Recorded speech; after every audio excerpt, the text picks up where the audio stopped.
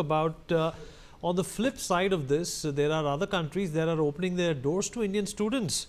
Starting off with Germany. Germany's ambassador to India, Philippe Ackermann, praised skilled Indians and welcomed them with open arms. Germany offers stable migration policies and strong opportunities in it. Management, science and technology. Let's in fact listen in to what he had to say. This is a good moment to talk about Indians working in Germany. Indians are amongst the top earners in Germany. The average Indian working in Germany earns more than the average German working in Germany. And that's pretty good news. Because a high salary means that Indians are contributing big time to our society and our well-being. Highly skilled Indians are welcome in Germany. Well, that is of course a refreshing take. Indian students are increasingly choosing Europe over the United States for higher education. A study shows a 63% drop in the number of students heading to the US between 2023 and 2025, marking a clear shift in global study preferences.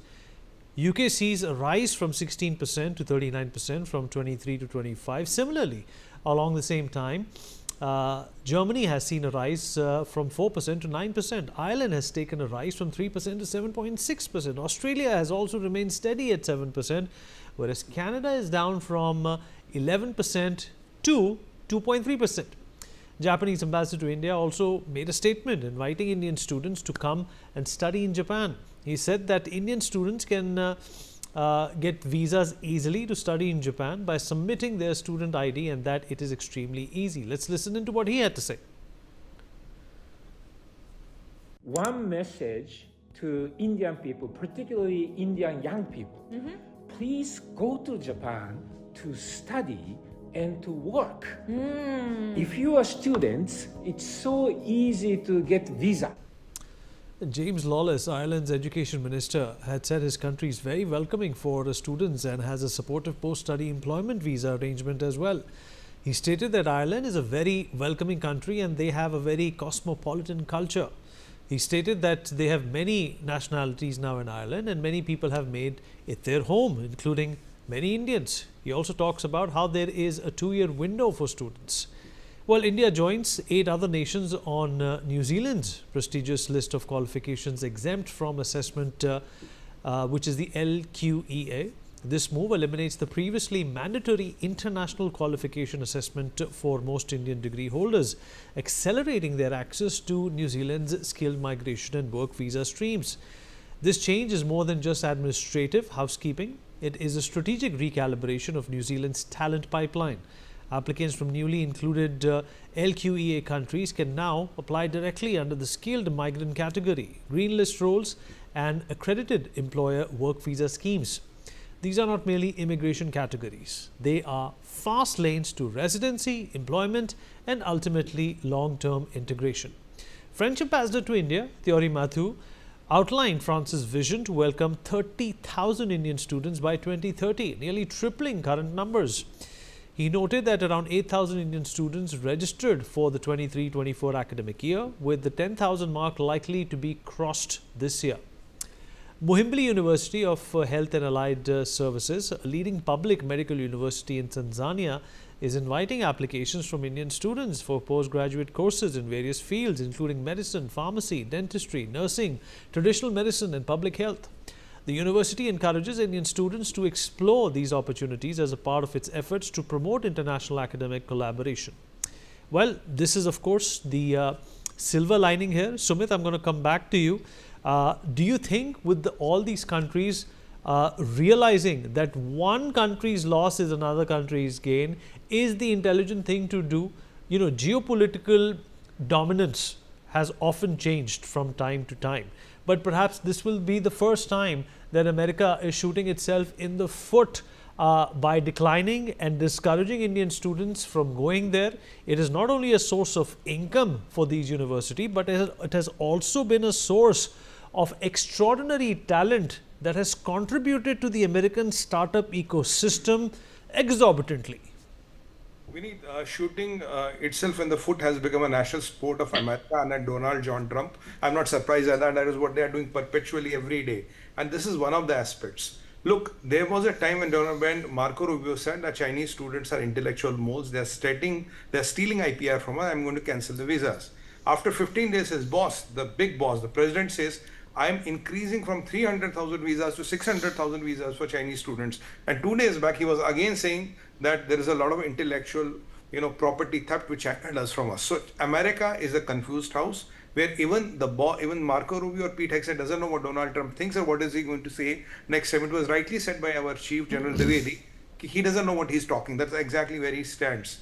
So coming to the logical part of the question, we need, yes, somebody's gain, loss is somebody's gain. But look, if I talk of Germany, Angela Merkel got their 1 million peacefuls, and there are now no-go zones for the police. So, and Japan is a aging population, and everybody looks at us because we have the 70 years of demographic dividend. We have 800 million youth, which is highest in the world. They want a pie from our cake. Now the call is us, because look what America has done and what Canada has done. It's a socio-economic issue. It's a socio-political issue. Sorry, not a socio-economic issue. It's a socio-political issue. They can change the goalpost any day. If you are a best football player, and if I have the liberty of changing the goalpost mid game, you may be anybody in the world. You may be, you may be whoever who is the best. You may be a Beckham or whoever. If I can do that, there's never you can go and win a match with me. That trend has started in the world. Look at as an option where you can go and do something and come back. I've been always saying that, that route wherein you go for studying and then you take a green card and then you go citizen, that is going to ultimately end. If you go to any of the Middle Eastern countries, and we have a lot of people there, there is nothing called permanent, there is nothing called a passport, there is nothing called a citizenship. You might be there for 50 years, you get a visa, you make your money, and one day, assalamu alaikum, and come back. That is how you have to look at it. As long as you're going there to take money and get it back to India, I am with you.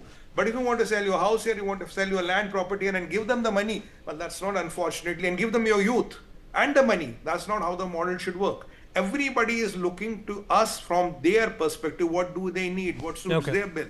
All right. It's not what suits us. We've run out of time. I'm going to quickly also take a response from Dr. Kohli on some of these other nations who are more than welcome in their stance towards having Indian students come over. Dr. Kohli, it makes perfect economic sense for them as well. Well, absolutely. I think this is a very welcome statement coming from Germany, from Japan, Ireland welcoming. I think they all know, the whole world knows the talent which India has. So which country will not want this talent to be in their country? After all, as I said earlier, if Canada, America today are what they are, although the economy is not doing well at all, but whatever they are because of the Indian talent there. And as the German ambassador said, the Indians earn more salary than average German. But then this is where the problem emanated from, Vinny. In America and Canada, that's what they said. You Indians go back because you take away our jobs. So this is a transitional phase. Today, Germany, Japan, I don't mean to disrespect. I really put on record my appreciation for the statements made. But this is a temporary phase. Tomorrow, when there are a lot of Indians there, the same thing will start happening. So the ultimate solution to this problem, Vinny, is that this country has got some excellent institutions. Study here, make your life here. The kind of lifestyle you can afford here, you will have to do your own bartan and kapda there. When you study there, you will have to do everything, cook for yourself. Here you've got your mother serving hot and food out of the oven for you. There you will have to go and stay and do everything. And there is no guarantee that every story of a person landing there is going to be a success story. Only one in a million make it big. Not everybody makes it big. So why waste your youth? I agree with Sumit. Why waste your youth and go and give your youth to those people? End up taking drugs. Look what students in Canada have done. They are some of the worst stories in the world of students who went and lost their way. I think this is the place to be. Why not be in a country where the sun shines? This is the place to be. Study here, work here, make your country proud. Having said that, Vinny, I would like to reiterate, I respect and appreciate the statements made by Japan, Ireland and Germany welcoming the Indian students, because at least you'll escape the shootings which happen in America every other day. Quite right, quite right. Thank you so much, Dr. Kohli and Sumit. Those are some important perspectives that definitely need to be attended to and given a lot of thought to. We take a short break now. Be right back.